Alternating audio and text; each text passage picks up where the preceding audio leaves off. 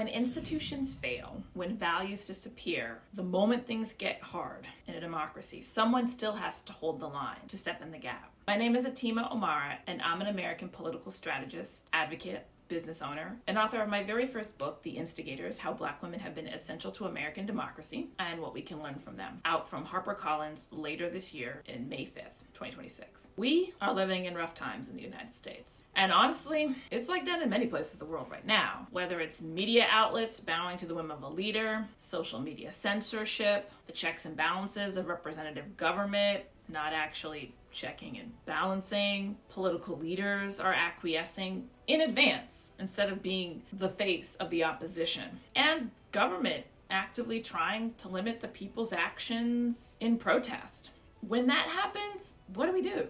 How do we bridge the gap when the leaders we elected, the institutions we depend on, are failing to do their jobs?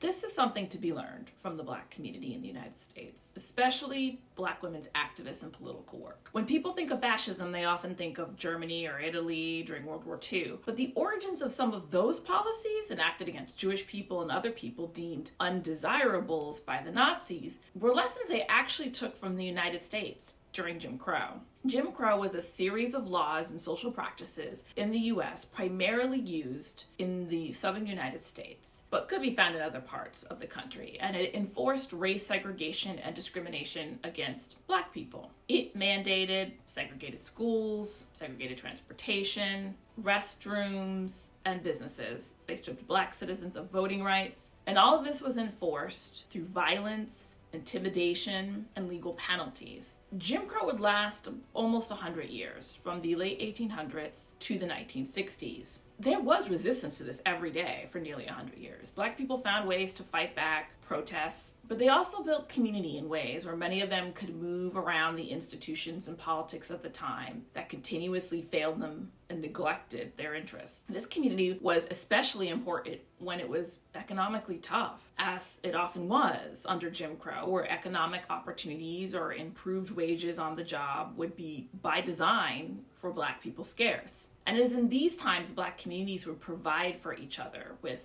mutual aid of money, food, shelter, and other communal care for children and elders. And Black women, instigators, were at the center of that. This support is often called mutual aid, formerly coined by political philosopher Peter Kropotkin, but it has deep roots before he ever gave it a name, particularly in Africa, where the village naturally created a mutual aid environment. Those village practices of communal care and mutual support was brought by enslaved Black people to the United States and other parts of the Western Hemisphere, and it became useful in surviving environments where they were enslaved. And over the generations, this collective care that emerged from systemic racism, the need to survive, led to many great things. Black people founding and leading newspapers, magazines, radio stations, educating the public when they were invisible in mainstream media and needed to have news that was relevant to them. Black colleges and universities came from this, also known as HBCUs. It expanded education to a generation that were blocked from major universities where predominantly white people went. Black men and women creating and growing Black fraternities and sororities. There were businesses that developed that served their communities when they were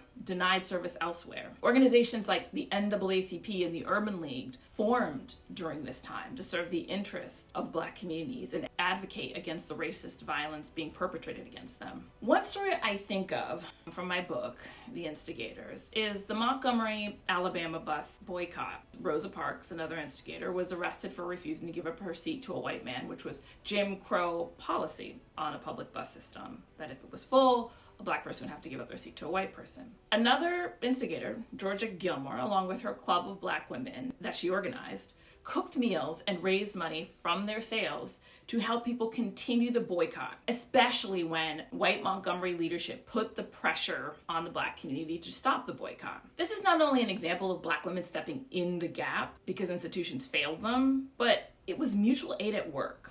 So if your car was the one taking people to work in a carpool for folks who normally took the bus and it broke down, the club's money helped with repairs or just fill it with gas. If you lost your job for being a boycott participant, the club to help you survive financially until you could find work. This work was dangerous. People who participated in the boycott, who did things like Georgia did, were targeted. She lost her job. Others were beaten. Homes were firebombed, but still they persisted in this boycott for a little over a year. Today, we see varied level of these mutual aid type of actions show up in your workplace, for example, in small ways, like resource groups for certain underrepresented communities in a workplace.